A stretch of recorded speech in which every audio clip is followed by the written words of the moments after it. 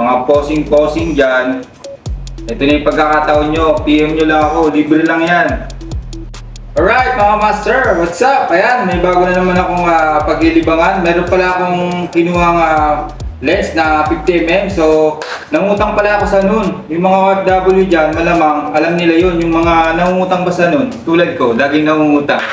So, ayan, alright. Mag-unboxing na tayo ng in-order natin na lens sa nun. Alright, unboxing na tayo.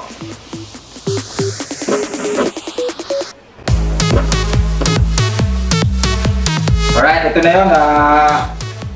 Bubuksan na natin yun. Alright, unboxing na natin to.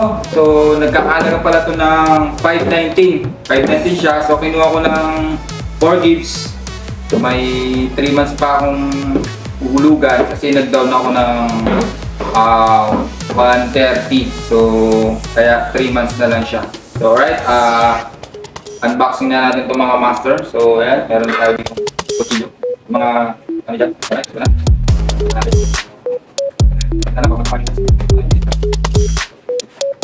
Alright, ito siya. Diba? Stick. So, ayan sa labas. Sa loob pala. So, ayan. May warranty siya, 1 year warranty. Okay, ito na yung pagkikilipan natin. Warranty, 1 year warranty. Okay, tapos merong okay ito. Walang isa magbasin. Magbasin ito para siya. Okay. Ito yung binili ko. Ito yung pinakamahalaga. So, ito siya. Diba? Ganda. Cute. Maliit lang siya. Maliit lang mga master. Pero cute siya. Super. So, maliit lang. Tamang-tama lang sa camera ko.